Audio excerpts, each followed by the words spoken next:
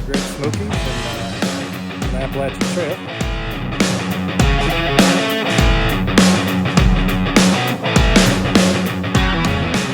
Contact so far. It's getting late, so I may not be able to see what happens.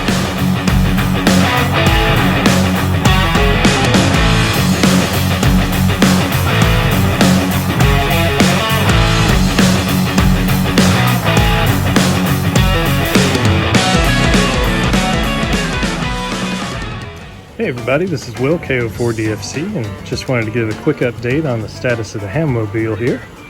Hammobile's running great. The computer swap with the Aries PCM worked great.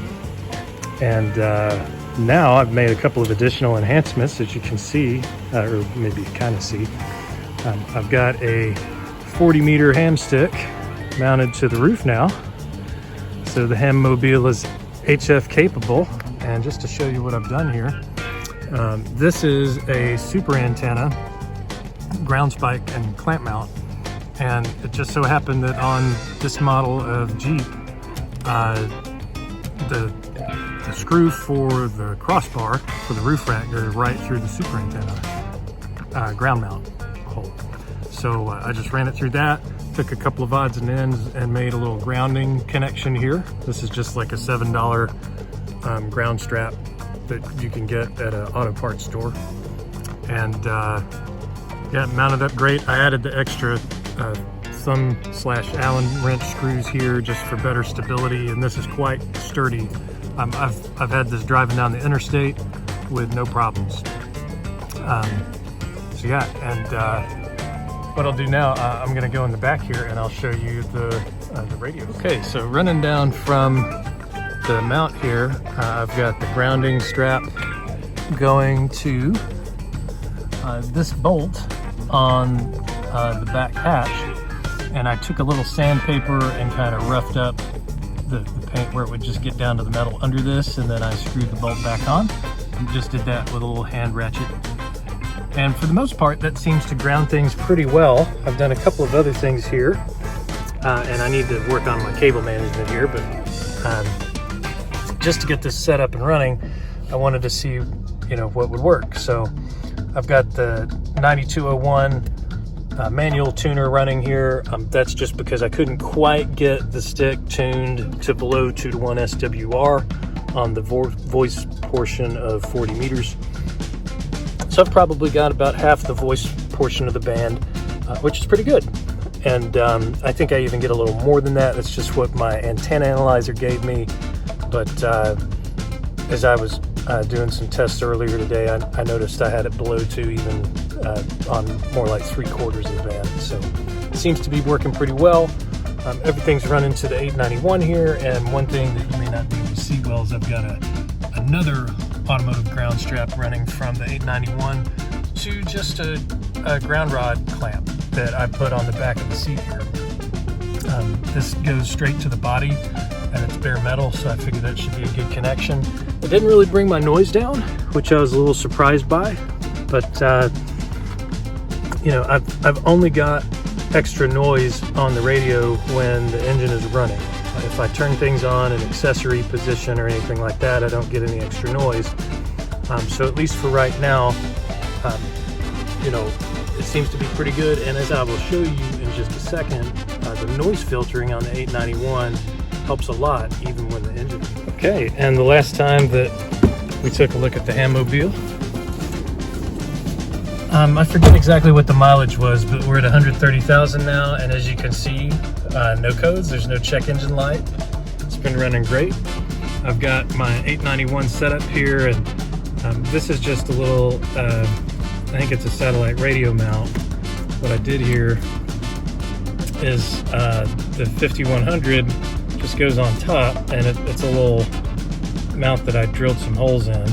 I only needed one screw in order to put the mounting bracket for the 891 on here, and there's still enough room between that mounting bracket and the buttons on top. If I can get the 5100 resituated there. I don't usually detach it much because of this.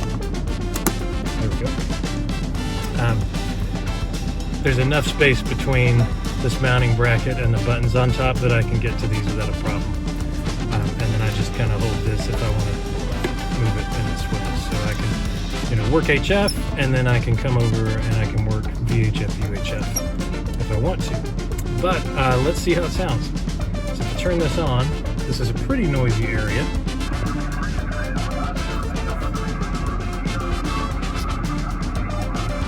And let's see if I can just get to a portion of the band with nobody on it here.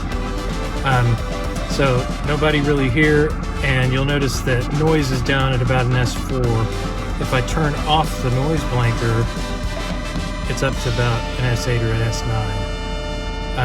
And I've also got the digital noise reduction. So if I turn that all the way off, now it's, pretty hard to hear much of anything. I'm not sure how well you can hear the radio, but, not great. So with the noise blanker, now that drops down to more like an S4. So it really cuts out a lot of noise. And then with the DNR turned on, it keeps it pretty quiet. If I'm going down the highway and I really only want to talk to a strong station, I can dial that up. If you dial it up here, it's going to cut out a lot of lower signals and things, but there's some noise when the engine's running, but I'm not really too worried about it. So let's see with that turned on. Let's just see what I can pick up here.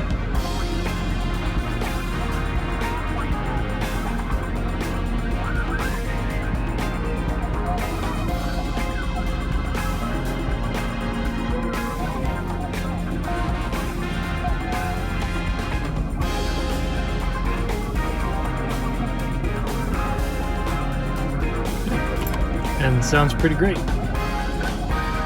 And I'll just drop down a little bit here.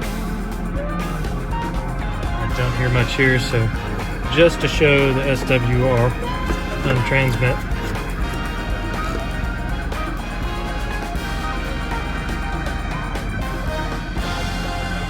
And I've only got it set at about 5 watts here. KO4DFC testing, KO4DFC running a mic check and SWR test. KO4DFC clear. So you notice SWR was below 2, it was probably about 1.6, 1.7. This is about the edge of where I set the set the manual tuner to. So, but gives me basically from 7.175 all the way up to 7.240. So, pretty good, and it's in the Hammobile, so I can use it all the time. I've got a 6-meter stick that I haven't tried out yet, but I'm looking forward to trying that out. And yeah, pretty cool setup, because I can, just if I want to work VHF, just switch that off, and then I can pop back over to the Narful repeater. Turn bad pretty quick, or get out there too far and get hurt. Yeah. Break a leg or something. And in terms of setup, to show you that, I've just got stuff running through the door hinge. I know it can look a little funky to do that, but it works. And in this model Jeep, I have not found a great access to the engine bay.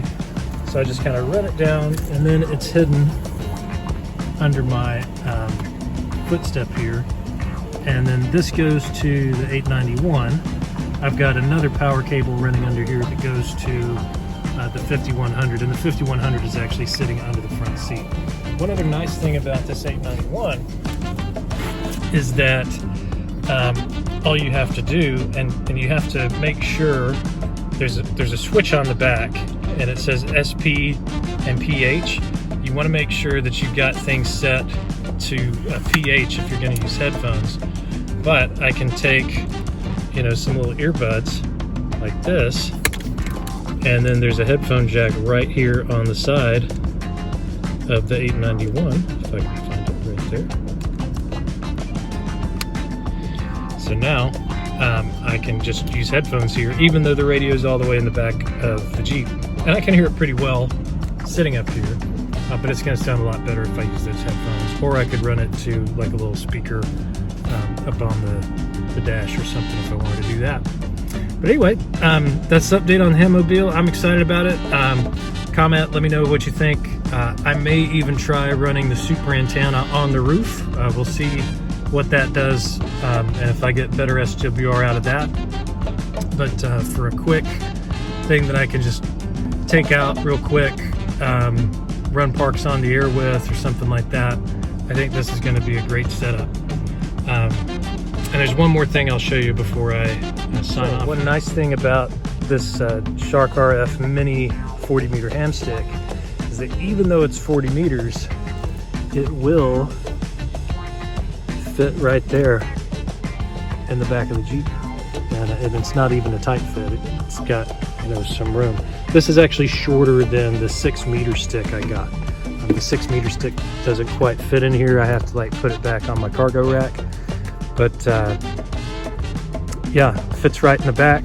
This is easy to just chuck in here if I don't want to have the antenna on the roof. I can throw luggage in here. We loaded up a car for a family trip a few days ago, and no problem, just kind of stuck the ham stick right there.